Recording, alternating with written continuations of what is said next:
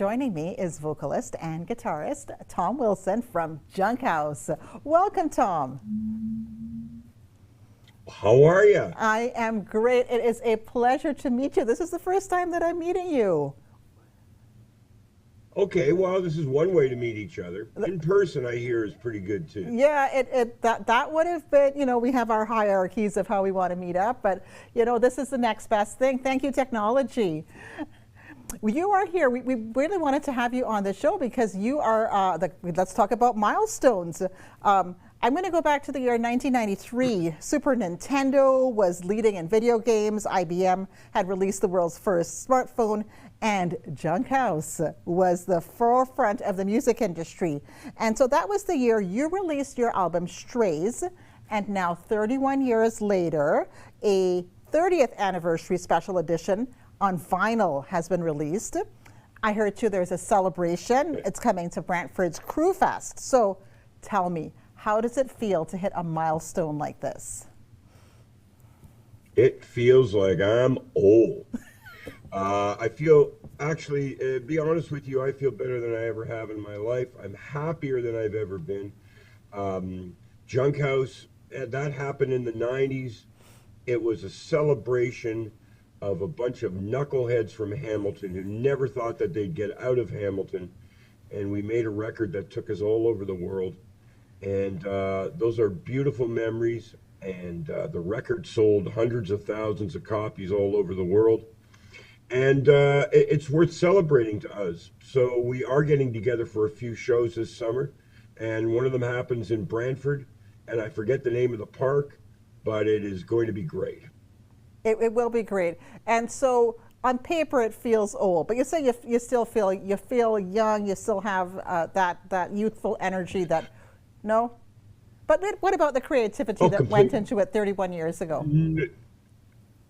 31 years ago, I was writing a rock and roll record, actually a folk record that turned into a rock and roll record. Now, I wrote a book. It became a bestseller. Then it became a movie, and then it became a stage play. I've been working at home, finishing a second book for Penguin Random House, and I write music now for.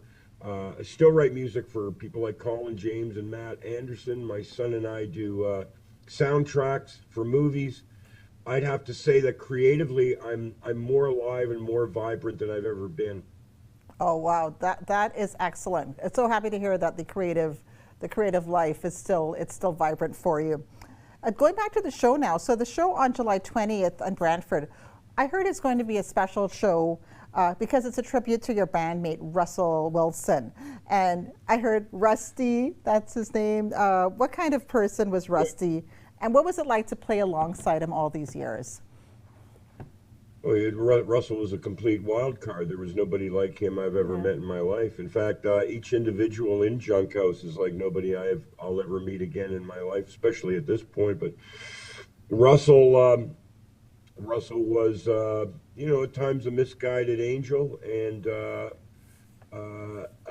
man that went down swinging. He tried really hard. He tried to do the right things, and a lot of the time he did the right things. We miss him every day. We lost him, and we lost our guitar player, Dan Aiken, 13 years ago.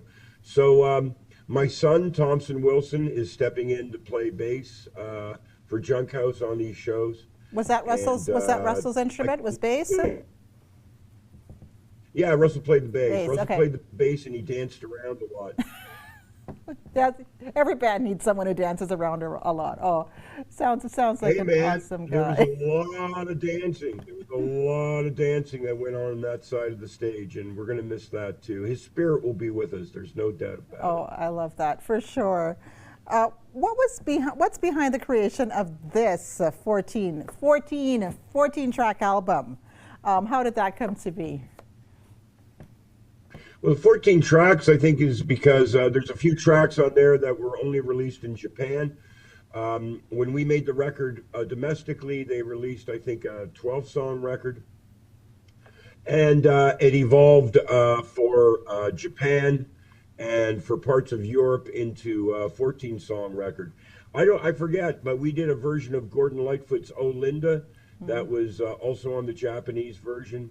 We also did a live version of "Praying for the Rain" with Daniel Lanois on guitar. That was released in the Japanese version. I think those might be included on this record.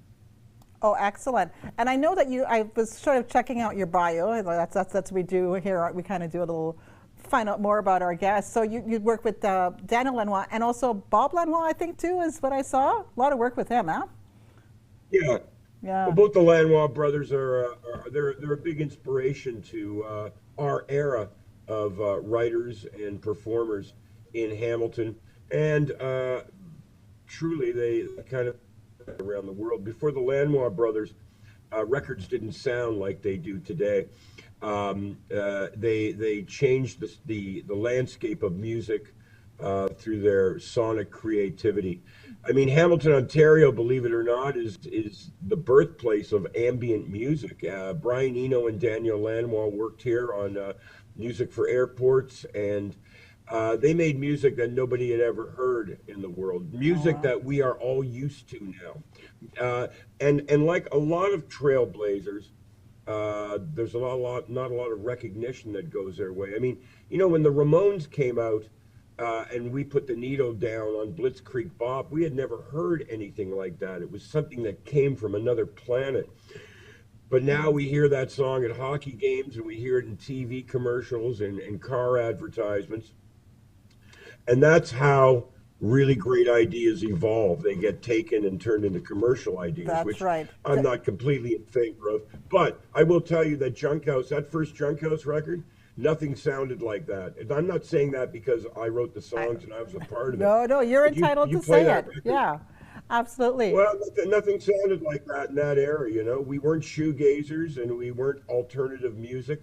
We were music that was made around the kitchen table, that was amplified, and it was music that was meant to resonate with people, and we were very fortunate that our record got heard.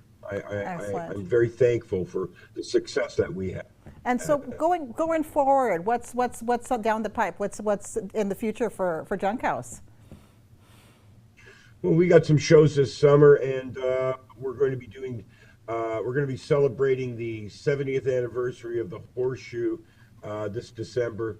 On the 6th and 7th of December, we're doing 2 nights at the Horseshoe to celebrate their 70th anniversary. That's actually what's going on.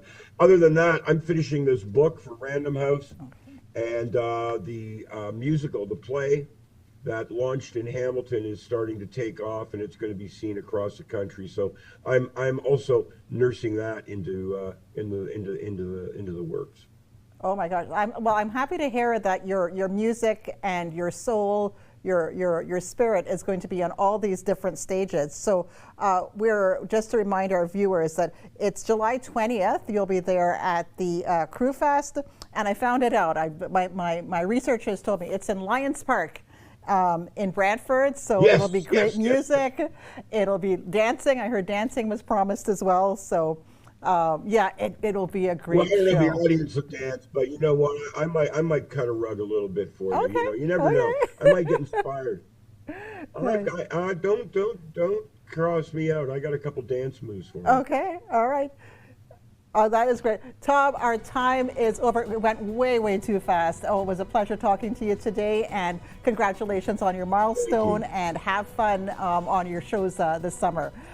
Thank you for joining us. Peace to you all. Peace to Tom Wilson.